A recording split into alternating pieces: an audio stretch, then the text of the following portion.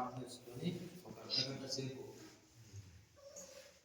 అందరూ ఒక అర్ధగంట సేపు ఒక్కొక్కరు ఒక గంట ప్రారంభంలో కొనసాగం ప్రార్థన యోబు గ్రంథము 22 అధ్యాయము 27 వచనాలు చదువుకుందాం. యోబు గ్రంథము 22వ అధ్యాయము 27వ వచనం.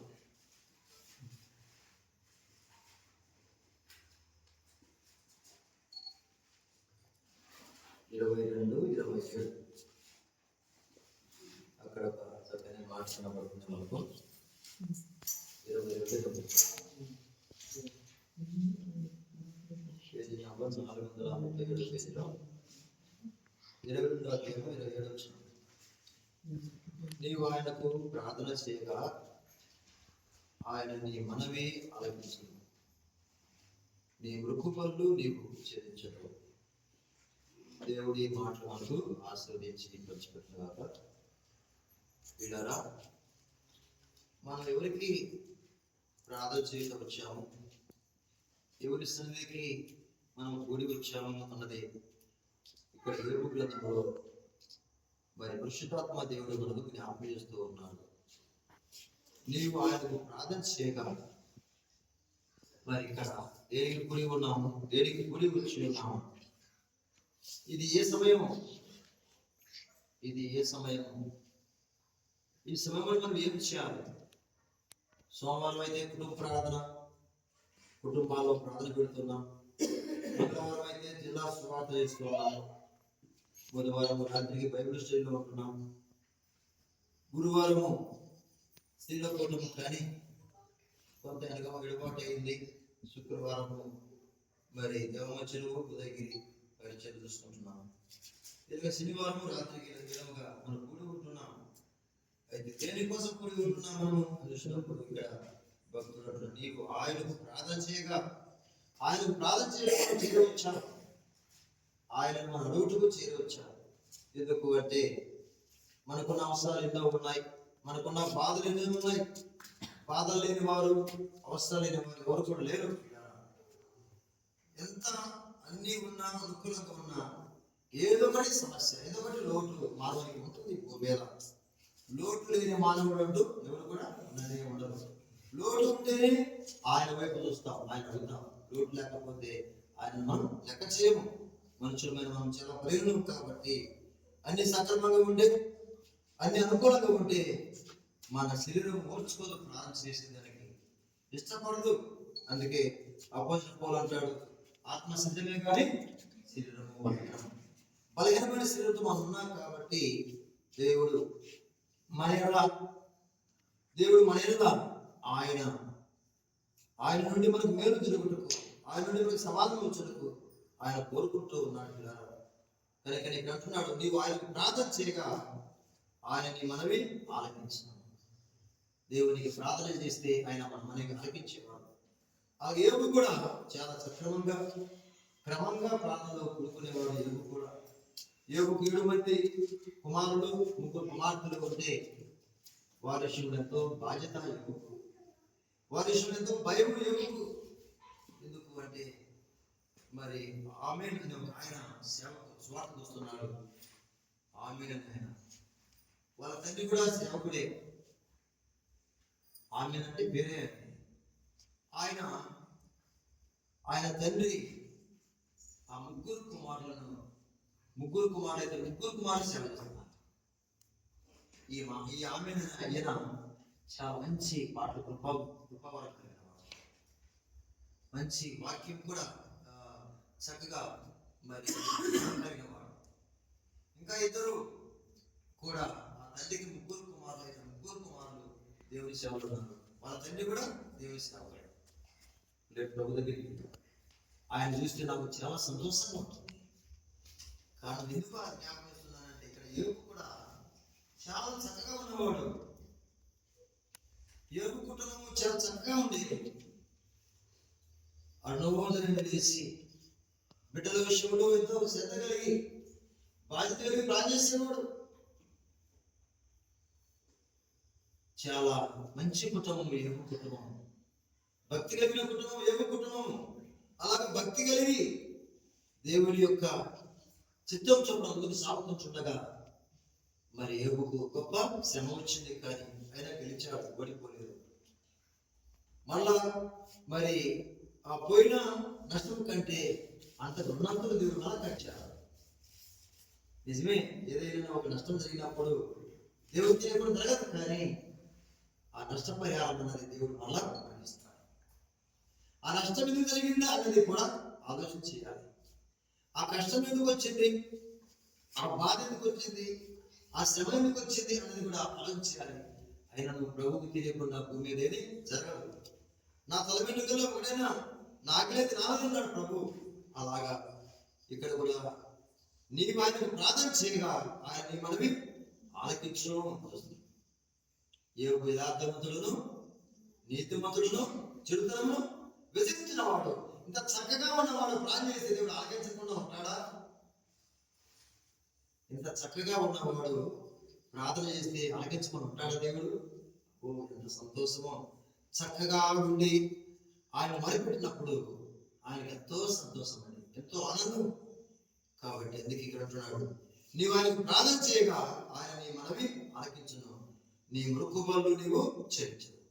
కాబట్టి వీళ్ళరా దేవుడికి మనం ప్రార్థన చేయడం కూడి ఉన్నాడు. మన ప్రార్థన దేవుడు ఆలకించేవాడుగా ఉన్నాడు, ఆయన మన ప్రార్థనలు జవాబించేవాడుగా ఉన్నాడు. ఆ రెండవదిగా చూసినప్పుడు 145 కీర్తన 18 చూస్తే 145 కీర్తన 18 కూడా అక్కడ మంచి మాట రాయబడింది. 145:18 145:18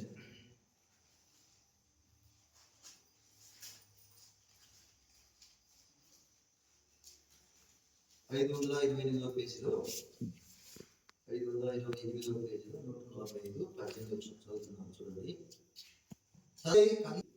తనకు నిజముగా మొరపెట్టు వారందరికీ యెహోవా సమీపంగా ఉన్నాడు. ఆయన మొరపెడితే జవాబిచ్చేవాడుగా ఉన్నాడు. ఆయనకు అనగా తనకు మొరపెట్టు వారందరూ, అక్కడైతే ఏకవచనం కనపడుతుంది యోబు గ్రంథంలో, ఇక్కడ బహువచనం కనపడుతుంది. ఆయనకు బహువచనం అంటే ఒకరికంటే మించి ఉంటే బహువచనం, ఒక్కరే ఉంటే ఏకవచనం. నీవు ఆయనకు మొరపెట్టగానే నీకు ఉత్తరమిచ్చును రాయబడింది అక్కడ, నీ మనం ఆలకించును అనేసి. ఇక్కడ తనకు మొరపెట్టు వారందరికీ, తనకు నిజముగా మొరపెట్టు వారికి, తను మొరపెట్టు వారు ఉంటారు, నిజముగా మొరపెట్టేవారు ఉంటారు. నిజముగా అంటే కొన్ని దెబ్బలు తిన్నప్పుడు, కొన్ని కష్టాలు వచ్చినప్పుడు ఖచ్చితంగా నిలబడి, ప్రభా ఇదిగో ఈ బాధ నాకుంది, ఈ నొప్పి నాకుంది, ఈ కష్టం నాకుంది, ఈ రుణము నాకుంది, దీన్ని ఎలాగా అన్నట్టుగా ప్రభు పాదాలు పట్టుకుని అడిగితే, ప్రభు ఆయన తప్పక ఎవరు చేస్తారు న్యాయం, ఆయన తప్పక ఎవరు సహాయం చేస్తారు, దేవుడు తప్పక భూమి మీద మనుషులు ఎవరు కూడా ఏ సహాయం చేయలేరు.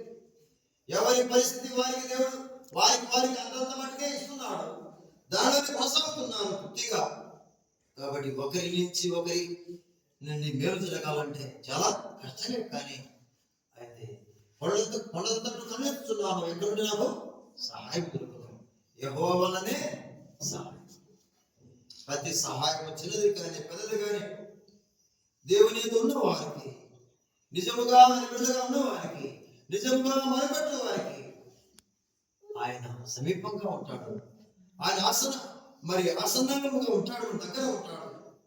కాబట్టి తనకు మొరపెట్టే వారందరికీ, తనకు నిజముగా మొరపెట్టే వారందరికీ యెహోవా సమీపంగా ఉన్నాడు.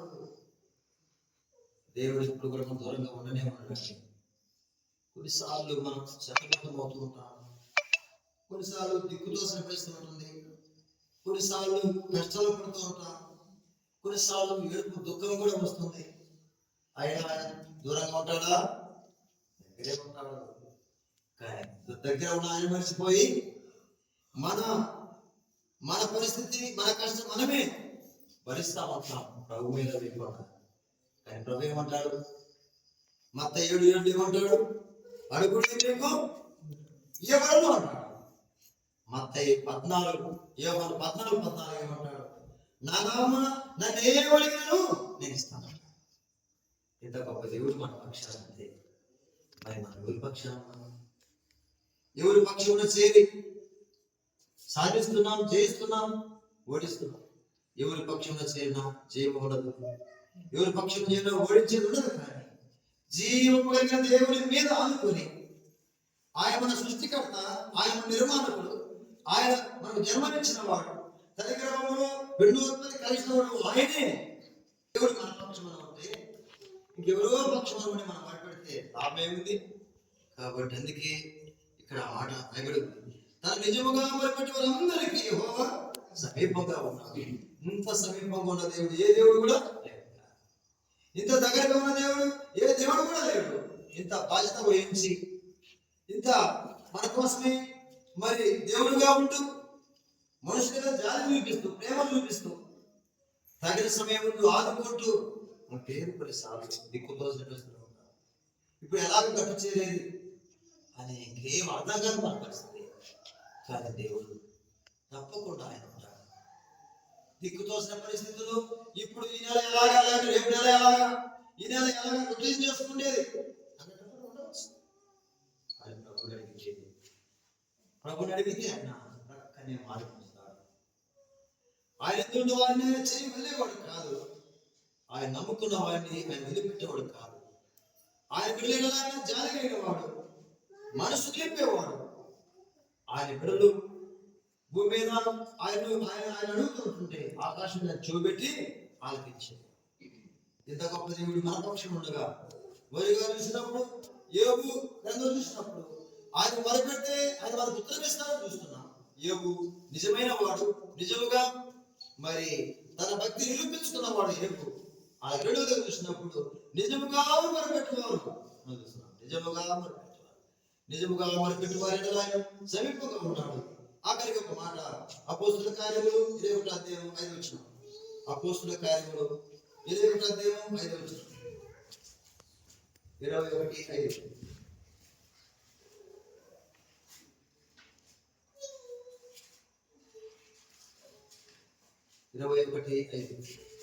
పేజ్ నెంబర్ 124 పేజీలో 21వ అధ్యాయం 5వ వచనం.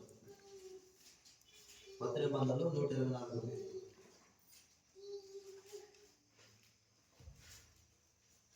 ఆ దినములు గడిపిన తర్వాత ప్రయాణమైపోతుండగా భార్యలతోనూ పిల్లలతోనూ అందరూ మమ్మల్ని పట్టణము వెలుపలి వరకు సాగరంపవచ్చారు.